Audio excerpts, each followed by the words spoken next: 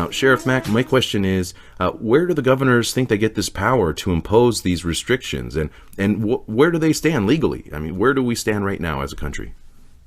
Well, they get them the same place Hitler got them, through utter usurpation.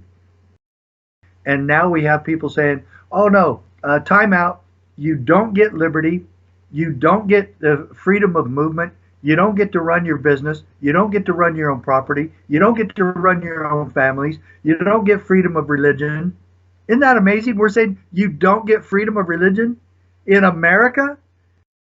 It's a national catastrophe that we are comparing what's going on today in America, the land of the free, to Adolf Hitler. And I'm sorry that we're doing it, and I don't like doing it. But the truth of the matter, historically, we're doing the same damn thing.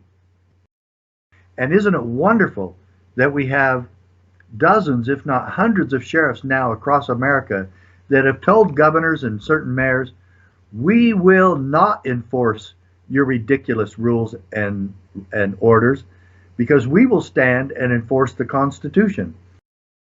Welcome everyone, I'm Spiro, and today I'm very excited to have a man who I greatly respect on the show. He is an author and a public speaker who served the public for nearly 20 years as law enforcement, holding many different positions ranging from patrol officer to undercover narcotics, a detective, and as sheriff of Graham County, Arizona. He has received many awards over the years and has a long track record of standing for the Constitution. Sheriff Richard Mack also has a Supreme Court victory under his belt as he took Bill Clinton's Brady Bill to the highest court in the land and defeated it. He is also the founder of the Constitutional Sheriffs and Peace Officers Association, known as CSPOA.org. Sheriff Richard Mack, it's good to see you. Thanks for coming on the show today. Well, Spiro, thanks so much for having me. It is an honor to be on with you and your audience, and I really appreciate it. Being able to get our message out to the people of America, man, this is the best way to do it. Well, it's a very important message, and we are living in unprecedented times right now, Sheriff. As for the first time in our lives, we have seen our entire country locked down under the justification of an emergency, turning millions of people's lives upside down. Has the cure become worse than the disease, Sheriff? Well, I can answer that real quickly. Yes. Should we go on to the next question, or should we really dwell on that one a little bit? Yeah, there's no question about that. The cure has become worse than the disease, and I will never support destroying America, destroying our Constitution, destroying individual liberty, destroying everything that we believe in that made our country what it is, and then take that and flush it down the toilet because it's for your own good. And you know, I'm sorry, I can never go along with that. Now, you know, if the president came out, which I actually admired the way Trump has handled this, he has not declared martial law. He has not forced this. He has not sent out the National Guard to every home and tried to force us to stay in or wear masks or social distancing like some of these other stupid agencies or stupid states have done, like Governor Whitmer and Newsom and a few others. And I really like, and I can't remember her name, but I really love the governor from South Dakota. She has tried to be careful, but she has not shut the state down. And that's exactly my point. All of them can do that. All of them can follow Trump's example. All of them can follow the governor of South Dakota's example and just say, look, we want people to be careful. These are our guidelines. But you cannot force people to stay in their home. You cannot quarantine healthy people. I don't even know if you can justify quarantining sick people, but for heaven's sakes, you cannot do that to healthy people. So, yeah, there's so much more I could go on about, but the bottom line is this. We do not destroy America so we can be healthy. No, no way. Now, Sheriff Mack, you sued the federal government. What can you tell us about that? You know, the older I get, the more amazing and miraculous it becomes. But the decision was rendered in 1997. In fact, we're coming up to the anniversary because it was June 27, 1997. I was sheriff at the time, and it's really quite historic because it's the only time in America's 245-year some odd history where a sheriff actually sued the federal government and won a landmark case at the U.S. Supreme Court. It's the only time it's ever happened. And I'm really proud of that. But I actually feel at the same time that sheriffs across this country should be taking a stronger stand against tyranny and governmental abuse all across the country, universal. And so it was an amazing case. And if I could give one quote from that case, I think it applies. In fact, it sounds like Scalia, who wrote the decision for the majority, it sounds like he's talking to us today. God rest his soul. And he said this, but the Constitution protects us from our own best intentions, end quote. And he goes on much more than that, and I might get into some of it again later as this goes on, but that has to be our mantra, our motto, our goal is liberty comes first. And some people say, well, what about life? You know, well, life and liberty go hand in hand. And we can fight together to protect our lives and our health. But you can't destroy my liberty and then tell me you're doing that because you're trying to protect me. That's not your decision to make. That's my decision to make. And controlling my life and controlling my liberty is not up to the whims of government. And they can persuade, just like Trump has been doing, and the governor of South Dakota. They can reason with us and persuade and educate and plead, but they cannot force the American people. This is our country. We come first. We, the people, bestow all power on government, and we are the boss of government, and they need our permission to exist. We don't need theirs. Yes, it's been said that those who sacrifice liberty for a bit of temporary security deserve and shall receive neither. Now, Sheriff Mack, you recently did send out some letters contacting sheriffs across the country. What was in the letters, and what made you send those? Well, the purpose of the CSPOA altogether, and we sent this from the CSPOA, Constitutional Sheriffs and Peace Officers Association, our whole purpose is a wake-up call to all law enforcement, especially sheriffs, because I've been a sheriff and I've been a law enforcement officer. I had a wake-up call when I was a rookie peace officer, patrol officer, and I was hit with an epiphany that what I was doing to people in writing all these ridiculous traffic tickets was abusive, and it wasn't right. It was immoral. And there are ways to take care of the free flow of traffic in our country without gouging the American people and without taxing them even more than they already are. And so I decided not to give this lady a ticket, and I said, I need to start learning why we have law enforcement. And so I ran smack in the face of the oath of office. When I did this study, I really did. I really spent a lot of time, even on duty, trying to find out why we have law enforcement, why we have government, and then bam, there's the oath of office. And I was so discouraged and ashamed of me and the entire law enforcement community because we swear an oath in God's name that we will uphold and defend, protect, and preserve the United States Constitution. And 99% of us have never even read it. And if we've read it, we certainly don't understand it. And we certainly don't keep our oath to uphold and defend those basic fundamental God-given principles. And so that takes us to another hero, and that is Officer Greg Anderson, who put out a video about that very thing. Now, I've had the opportunity to speak with many sheriffs across the country who said that they will not enforce the governor's lockdowns because they believe they are unconstitutional. And some of those sheriffs I had the opportunity to interview, and I will include later in this report. Now, Sheriff Mack, my question is, where do the governors think they get this power to impose these restrictions, and where do they stand legally? I mean, where do we stand right now as a country? Well, they get them the same place Hitler got them, through utter usurpation and utter idiocy. And I admit, there are some state statutes that allow a governor to declare a state of emergency. But what that state of emergency doesn't allow the governor is to do what we've just been talking about, to destroy liberty. And there's no such thing as a dictator in the United States. And none of these self-proclaimed, self-appointed dictators like California and Michigan and New Jersey, and now we even have one of the worst ones in Washington State. So, yeah, we don't have such in America. And the number one goal, if I could remind all of these governors, I hope some of them listen, but they're probably too busy being tyrants to listen to a great show like yours.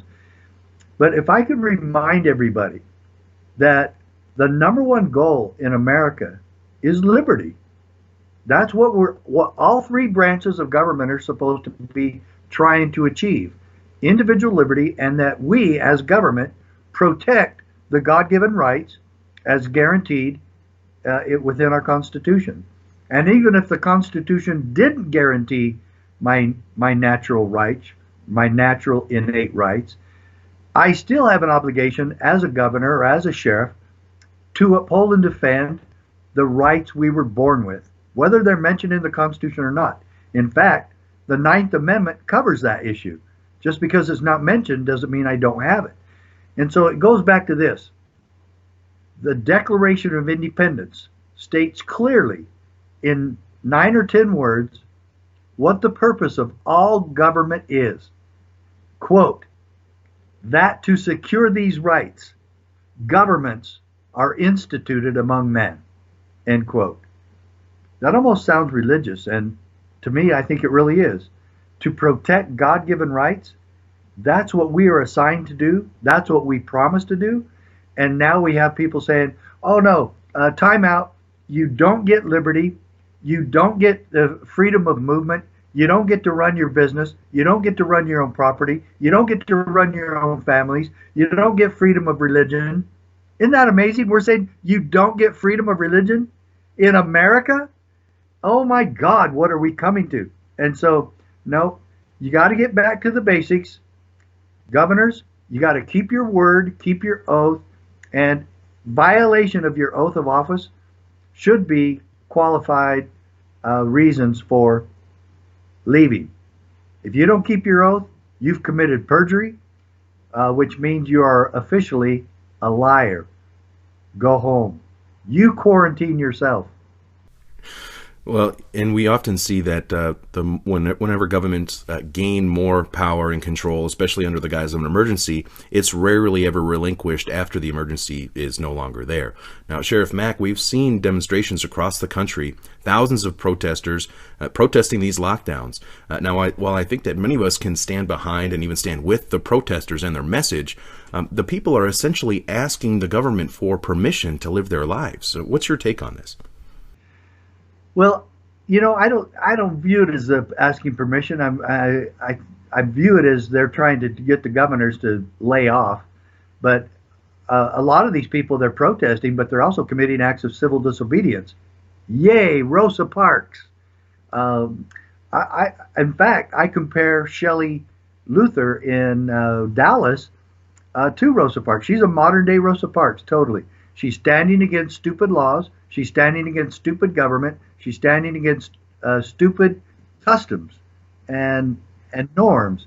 And I always said, if these protesters, either today or back in Rosa Parks' time, had the sheriff standing next to them, and we actually have had a little bit of that in Virginia, but if we had the sheriffs and peace officers, instead of trying to inhibit or even arrest some of these protesters, the sheriffs and peace officers should be guaranteeing their safety and marching with them.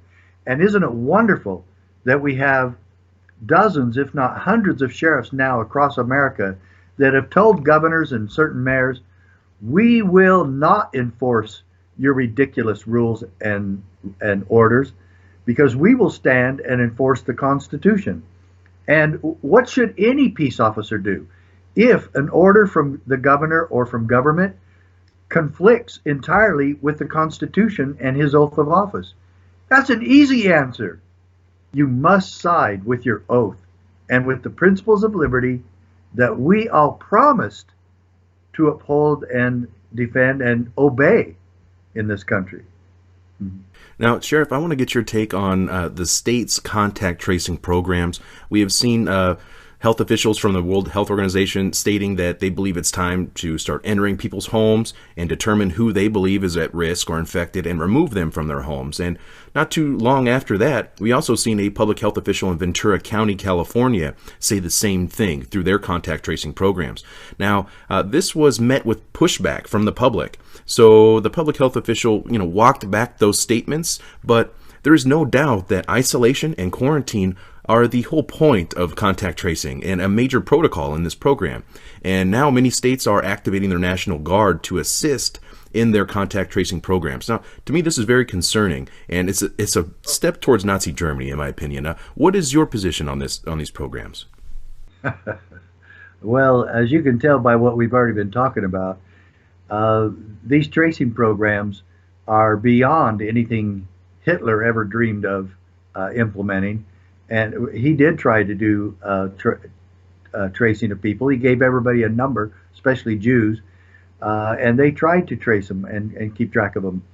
Sometimes putting uniforms and numbers on them, tattooing numbers on their arms, or sometimes even on their foreheads. This is how out of control America's gotten. And that we are comparing what some of these public officials are doing to Adolf Hitler. Isn't that just an absolute aberration? It's a national catastrophe that we are comparing what's going on today in America, the land of the free, to Adolf Hitler. And I'm sorry that we're doing it, and I don't like doing it. But the truth of the matter, historically, we're doing the same damn thing. And there's no getting around it. And for these people to get support from the media or from the sheeple of this country who follow along the way they are, oh, please take care of me, government. Who in the hell do you trust in government to take care of you? Your governor, Newsom? No, I'm telling you, Fauci? Oh my gosh, there's a mistake. In fact, I totally agree with Dr. Buttar and Dr. Shiva, who said that Fauci is not only a liar, but he should be arrested, that he's committed crimes against humanity. And that guy, if you only took Fauci's, all of his contradictions, where he's contradicted himself, you would have to say that guy does not know what he's doing, or he is a liar. And I can't believe that Trump has kept him on this long. I'm going to tell you, I really like Trump, but Fauci has been a Trump mistake and disaster. And he's in Bill Gates' pocket, many would argue. Now, speaking of President Trump, I recently did a report covering how Trump's plan to mobilize the military to distribute the new COVID-19 vaccine when it becomes available. They are predicting later this year, possibly in November.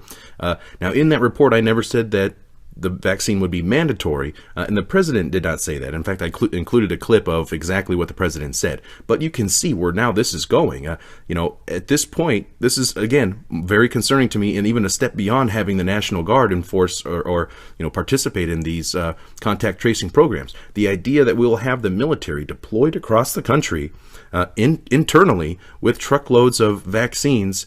We don't know how yet who will be administering them, but the president clearly stated he plans to mobilize them to distribute them across the country.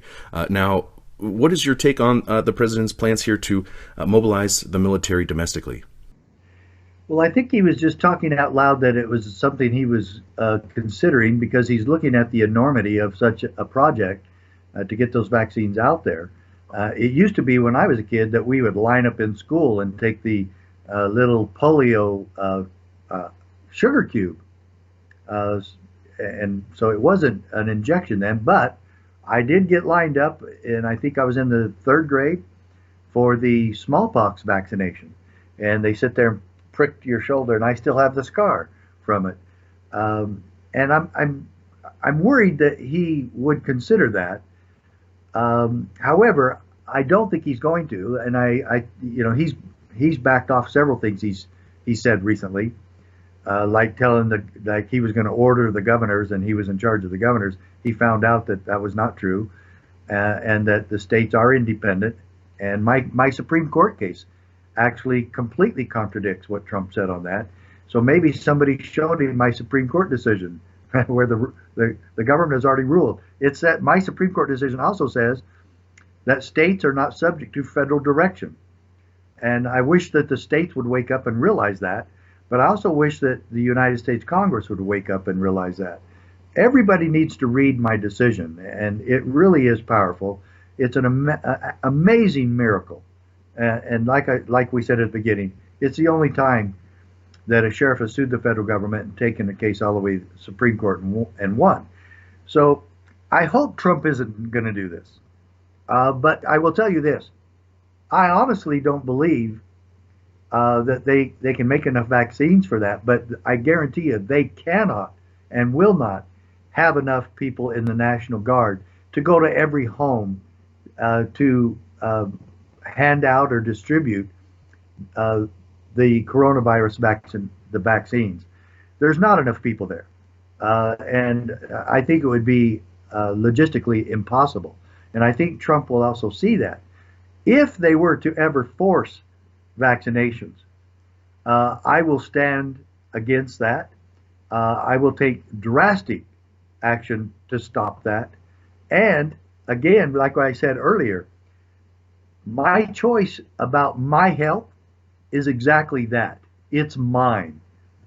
To control my life and my body like that, are you kidding? That is not government's role. That is not them protecting and serving. That is them becoming, again, a dictator. And it's really sad that we have trained cops to already do that, because cops in this country, in some states, not all, actually will force, hogtie, handcuff, and control a person to extract their blood for court on a DUI. And that is something I have assailed for the last 15 years as soon as I heard about it going on, because I never did that. Our department never did that. Our sheriff's office never did that. The rule is, if somebody refuses a alcohol-related test, field sobriety test, any kind of test where you got to blow in the machine or pee in a cup or extract your blood, those are my choice. I can refuse, and then the refusal is an automatic 1-year suspension of your license. You don't get to do that. You don't get to force people. Jefferson said, you cannot force the American people. That is not our form of government. And so now, what form of government are they trying to promote in America today? This is a democratic dictatorship where anything in this democracy is now forced upon us. And by the way, we're not a democracy, so why don't you learn that first? And I'd really like to tell that to all the governors and the college students in this country. We are not a democracy. We're a republic. And that republic is centered around a rule book. And the rule book is called the U.S. Constitution. Now, Sheriff Mack, what happens if and when this second wave comes that we keep hearing about and the governors try to reissue another lockdown order, assuming that these lockdown orders that we're under right now will be lifted? Well, I think all of us need to take this, and if they want to put something on my forehead, I will put it. Never again! Exclamation point. Never again. And I will say this. I believe it's happened. I believe it's coming. My wife and I were talking about this last night. I believe the second round is going to be a lot worse, and I think it's coming. And that's why we're trying to wake up every sheriff in this country. Folks, you need to get involved in this. You cannot sit by and watch this go. This isn't a parade. Okay, don't stand there and watch the parade go by. By the time it ends, your liberty might end with it. You've got to get involved. Get a hold of your sheriff. Get a hold of your chief of police. Get a hold of your favorite cop.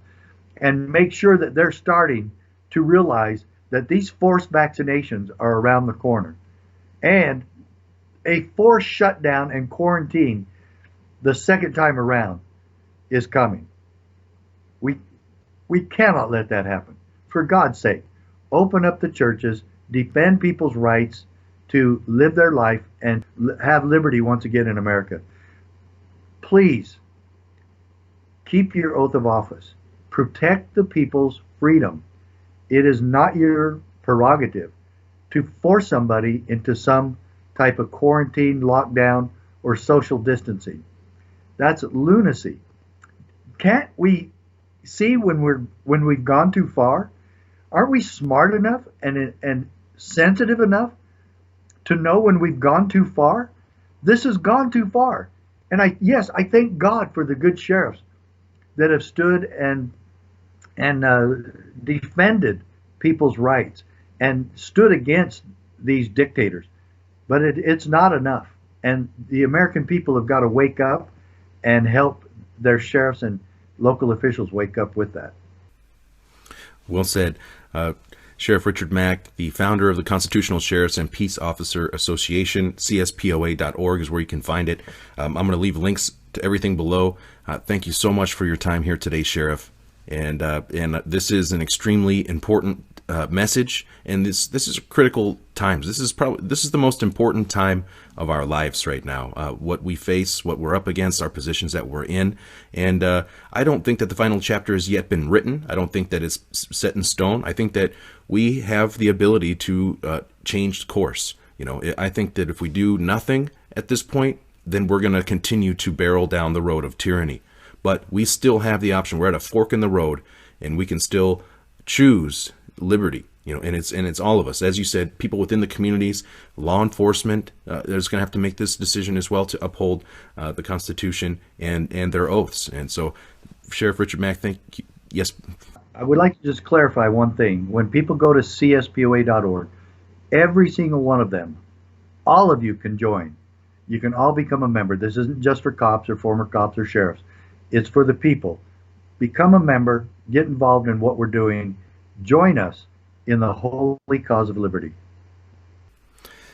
Sheriff Richard Mack, it's been years since we've spoken, had you on my show, and I've known you for years now, and I definitely appreciate you having the time and making the time to come on my show, and you're always welcome. Anytime you need anything whatsoever, please do not ever hesitate. And again, everyone should absolutely go to CSPOA.org and go on there, check out the site, read the case, Sheriff Mack's Supreme Court case, where they defeated Bill Clinton's, basically it was an anti-gun bill. You know, and you have been inducted into the NRA Hall of Fame because of your staunch commitment and standing for the Second Amendment and the Constitution. So thank you for all your service, Sheriff Richard Mack.